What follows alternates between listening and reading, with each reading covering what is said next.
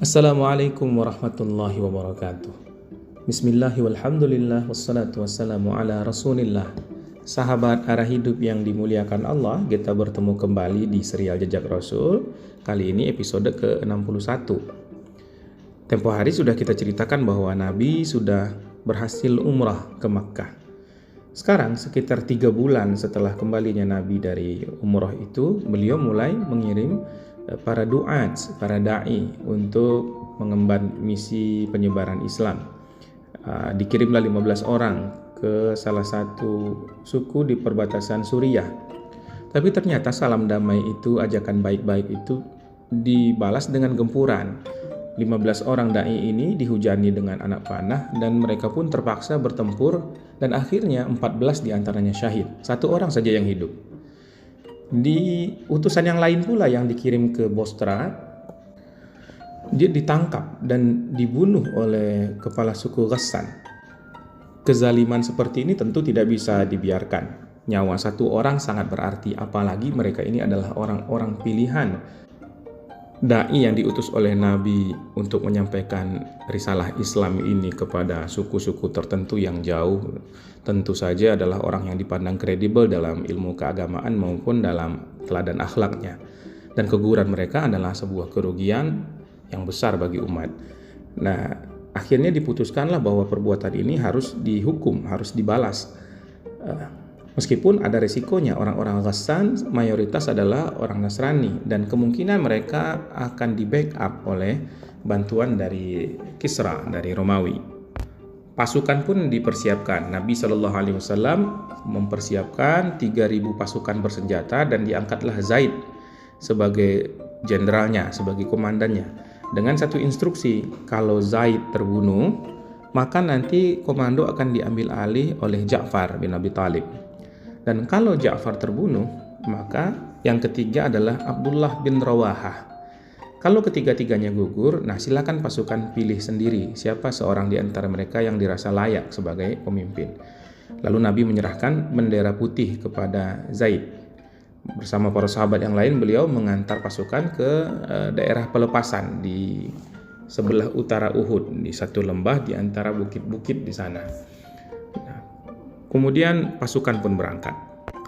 Kita mengetahui ayat wa ma yantiqu 'anil hawa in huwa illa wahyu yuha. Nabi itu tidak pernah berkata-kata berbasis hawa nafsu dan kemauan saja.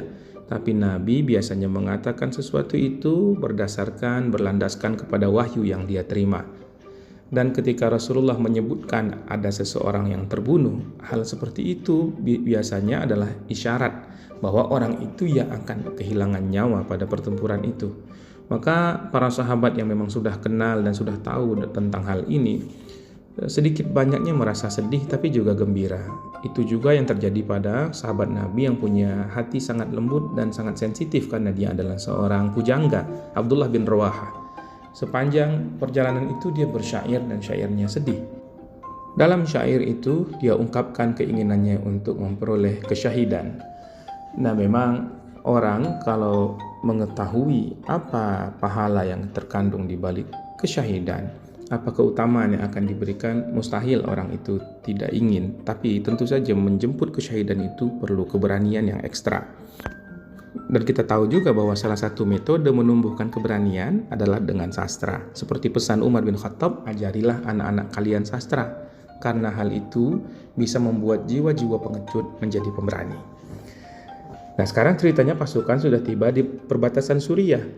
Mereka mendengar ternyata bukan saja suku-suku utara itu yang mengerahkan kekuatan, namun betul perwakilan kaisar itu nyata-nyata menambah kekuatan mereka dengan mengutus tentara kerajaan Romawi. Dalam riwayat dikatakan seluruh musuh itu kalau di total jumlahnya ada 100.000 orang, sementara pasukan tadi hanya berjumlah 3.000, kurang dari 1/30-nya.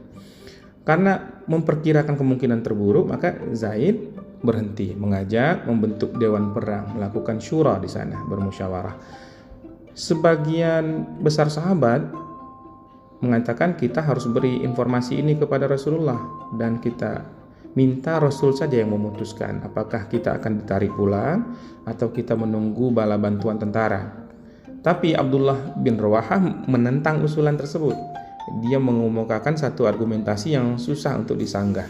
Sebagaimana juga dulu argumentasi ini dikemukakan di kecamuk Uhud dan terus diulang-ulang. Dikatakan bahwa kita ini akan menghadapi dua kemungkinan yang sama baiknya, ish kariman au mut syahidan. Kalau kita hidup maka kita akan memperoleh kehidupan yang penuh dengan kegemilangan, kemuliaan. Kalaupun kita mati, maka kita menjemput sesuatu yang lebih hebat lagi daripada kegemilangan dunia itu, yakni mati syahid. Kita akan bertemu nanti di surga. Maka pola pandang orang beriman itu memang tidak terbatas kepada hal-hal duniawi saja. Mereka memandang jauh. Orang-orang beriman lebih berorientasi akhirat. Mereka rela menukarkan kesenangan dunia, rela bersusah-susah di dunia demi mendapatkan kesenangan yang lebih abadi dan permanen di akhirat nanti. Maka usulan Abdullah diterima, pasukan pun meneruskan perjalanan ke utara, dan sudah sampailah mereka pada satu poin di mana mereka tidak jauh lagi dari ujung selatan Laut Mati. Mereka berada di sebuah lembah yang luas, di balik bukit di sebelah timur pantai. Nah, setelah beberapa jam bergerak itu, mereka sekarang sudah melihat musuh. Nah, pasukan gabungan Arab dan Bizantium, jumlah mereka jauh lebih besar, mereka sangat banyak, dan jumlah yang demikian besar itu belum pernah disaksikan oleh pasukan kaum muslimin.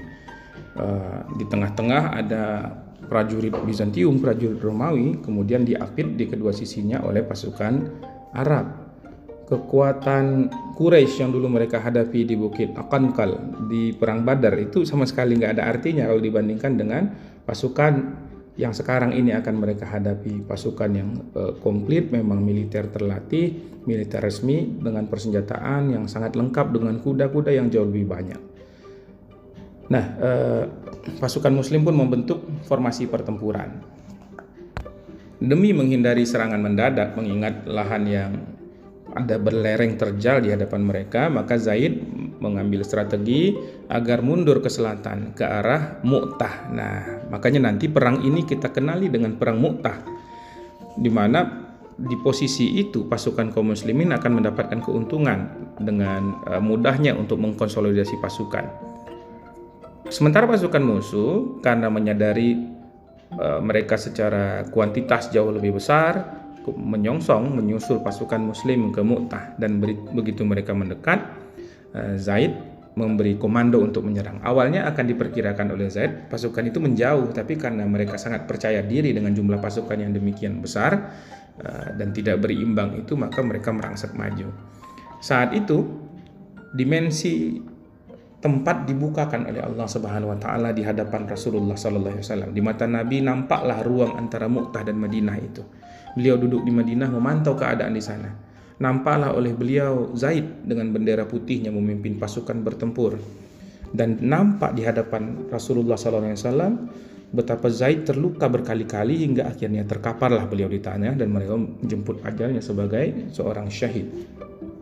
Kemudian Ja'far mengambil bendera dan bertempur dengan gagah berani sampai terpotong kedua lengannya. Dalam riwayat dikatakan bahwa Ja'far ini mengambil bendera dengan tangan kanan, lalu tangan kanannya ditebas musuh, dipegang dengan tangan kiri, tangan kirinya juga ditebas musuh. Kedua-dua tangan yang putus itu kemudian sekarang tidak bisa memegang bendera lagi, maka Ja'far mengapitnya dengan lehernya. Demikianlah kegigihannya untuk mempertahankan simbol bendera sebagai simbol izzah, sebagai tanda kehormatan kaum muslimin. Ja'far pun wafat. Kemudian bendera diambil oleh Abdullah bin Rawahah.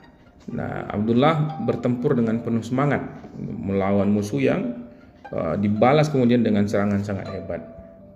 Pasukan terpukul dan Abdullah bin Rawahah pun mendapatkan kesyahidan.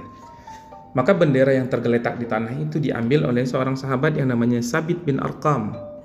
Dia angkat bendera tinggi-tinggi sehingga pasukan kembali melihat simbol komando dan terkonsolidasikan serta tersatukan kembali. Cuma Sabit bin Arqam merasa bahwa ada yang lebih pantas memegang bendera itu daripada beliau, yakni Khalid bin Walid. Khalid adalah seorang komandan dengan taktik militer yang sudah terbukti berkali-kali ketika beliau belum memeluk Islam. Maka Thabit bin Arqam menyerahkan, "Wahai Khalid, engkau terimalah ini bendera, komando ada di tanganmu." Khalid yang merasa orang Islam baru, saya tidak pantas, Anda lebih cocok untuk memegang ini. Saya ini baru di dalam keislaman saya. Kata Thabit, "Aku mengambil bendera ini yang tergeletak di tanah memang untuk diberikan kepada engkau." Maka Khalid pun menerima amanah itu, kemudian mengambil alih komando, menyatukan barisan dan memberikan arahan. Sementara itu, musuh sudah mundur sehingga ada kesempatan bagi pihak muslim mengatur siasat untuk penyelamatan pasukan. Memang ini kemenangan bagi musuh, tapi setidak-tidaknya bagi kaum muslimin ini adalah celah untuk dapat menyelamatkan diri dari korban yang akan jauh lebih banyak lagi. Di pihak muslim ada selain 3 orang pemimpin yang terbunuh di perang ini, ada 5 orang korban lagi. Dan hal semacam itu sebenarnya adalah prestasi yang ditunjukkan oleh Khalid bin Walid, mengingat rasio jumlah mereka dengan musuh sangat-sangat tidak berimbang, 3.000 melawan 100.000. Nah, saat menceritakan perang itu, Nabi ini lagi berada di Madinah di depan para sahabat, lalu menceritakan visi yang diberikan oleh Allah kepadanya. Apa yang terlihat di pandangan matanya saat itu? Berlinanglah air mata Nabi. Menceritakan Uzaid wafat, Ja'far sudah syahid, dan Abdullah bin Rawahah pun sudah menemui ajalnya dalam kemuliaan. Dan kata Nabi, maka diambillah bendera oleh salah satu pedang dari pedang-pedang Allah, dan Tuhan lalu membukakan jalan bagi pasukan kita yang ada di Mu'tah itu. Nah, sejak itulah Khalid dijuluki Saifullah, dijuluki pedang Allah, karena Nabi yang memberikan gelaran itu kepadanya. Begitu sedihnya Rasulullah SAW, berlinang air mata beliau ketika menceritakan itu sambil menyaksikan juga. Kita mesti paham ya di sini betapa beratnya cobaan-cobaan emosional bagi seorang nabi, seorang rasul sebagaimana baginda Muhammad SAW, menyaksikan secara langsung bagaimana orang-orang terkasihnya itu wafat di medan perang. Saat sholat tiba, beliau imami sholat lalu keluar masjid, tidak menoleh kepada jemaah, tidak bicara apa-apa. Begitu pula maghrib juga begitu, isya juga begitu. Begitu sedih dan terpukulnya Nabi kehilangan orang-orang terbaik, utama sekali Ja'far, orang yang sudah lama belum bertemu, sekalinya pulang ke Madinah dari Habasyah. Nah, sekarang harus menemui ajal dalam waktu yang sangat cepat setelah pertemuan itu. Lalu beliau menuju kediaman Ja'far, menemui istrinya Asma binti Abu Bakar. "Asma, mana anak-anak Ja'far?" Lalu Asma memanggil anak-anak dengan perasaan was-was. Ada 3 anak laki-laki beliau. Nabi menciumi mereka satu persatu sambil menangis. Kata Asma, "Wahai Rasulullah, apa yang sudah terjadi? Apa yang membuat engkau menangis? Apakah ada kabar tentang Ja'far dan saudara-saudara yang sedang berperang?" "Begitulah," kata Nabi, "mereka hari ini diserang." Asma menangis sedih, dan kemudian para wanita kaum muslimah bergegas mendampingi Asma. Nabi kemudian pulang dan perintahkan kepada beberapa orang sahabat untuk menyiapkan makanan untuk keluarga Ja'far, stok untuk beberapa hari. Kata Nabi, mereka akan berduka, dan kedukaan itu akan membuat mereka luput dari mengurusi kebutuhan hari-harinya sendiri. Dari sini kita tahu tradisi takziah itu tumbuh. Selanjutnya pula di keluarga Zaid sudah berkumpullah istri beliau yang juga ibu asuh Nabi, Ummu Aiman, ada Usamah bin Zaid dan beberapa anggota keluarga yang lain. Nabi menyampaikan belasungkawa kepada mereka. Ketika Rasul akan pulang, anak perempuan Zaid yang masih kecil itu lari-lari ke jalan sambil menangis. Nah, begitu melihat Rasulullah, beliau lari menghambur kepada Rasulullah. Nah, sekarang Nabi pun turut menangis. Nabi memeluk anak itu kuat-kuat, badan beliau bergetar saking harunya. Saat itu Sa'ad bin Ubadah kebetulan lewat dan mencoba menghibur. "Ada apa ya Rasulullah?" Rasulullah mengatakan, "Tidak ada wahai Sa'ad.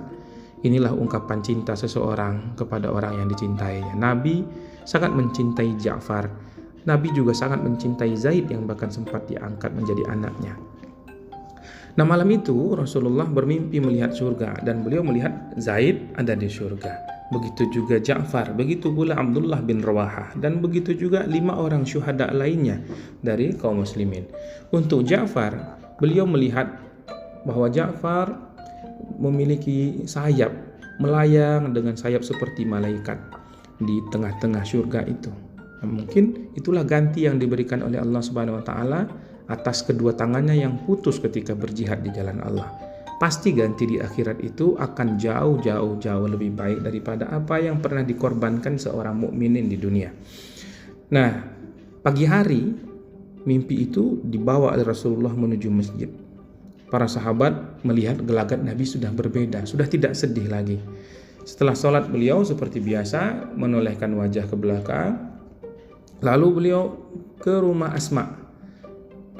Beliau segera mengabarkan kepada Asma tentang apa yang dilihat Nabi, dan mimpi Nabi tentu berbeda dengan mimpi kita. Mimpi Nabi adalah bagian dari wahyu itu sendiri. Beliau mengatakan, "Wahai Asma, bergembiralah karena kulihat di surga Ja'far terbang dengan bebas dengan kedua sayapnya yang indah." Dan Asma meskipun baru kematian suaminya merasa sangat sukacita dengan kabar yang itu. Karena bagi orang mukmin keselamatan akhirat itu tidak ada yang mengalahkan nilainya.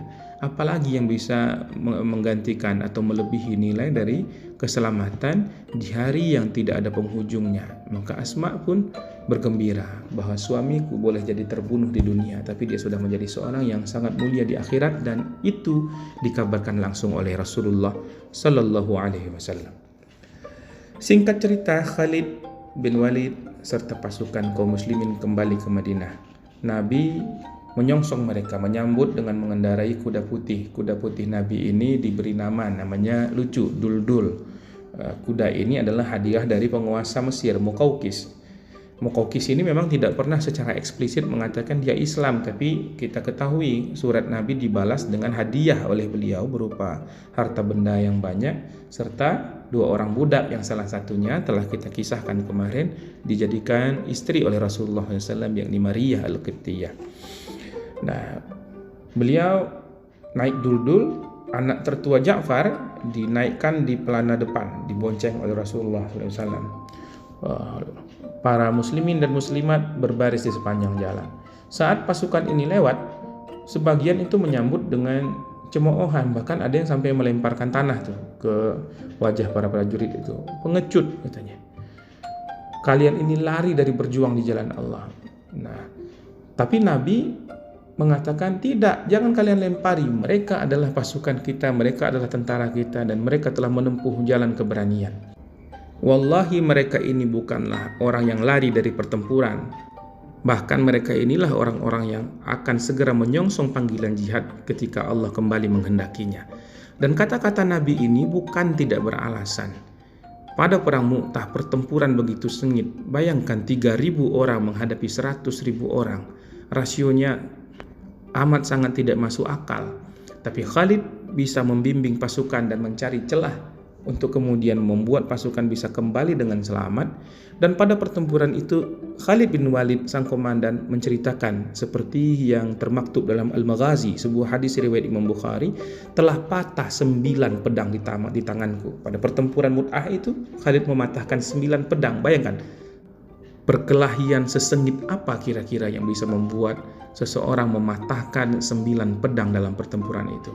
Kecuali tersisa 1 saja, sebuah pedang buatan Yaman, kata Khalid. Semoga Allah rahmati para pejuang Islam dimanapun dan kapanpun berada. Orang-orang syahid ini adalah orang yang pantas kita cemburui, karena mereka adalah orang-orang yang memiliki keutamaan di sisi Allah dan Rasulnya, dan mampu memberi syafaat kepada anggota keluarganya. Wallahu a'lam. Subhanakallahumma wa bihamdika asyhadu an la ilaha illa anta astaghfiruka wa atubu ilaik. Assalamualaikum warahmatullahi wabarakatuh.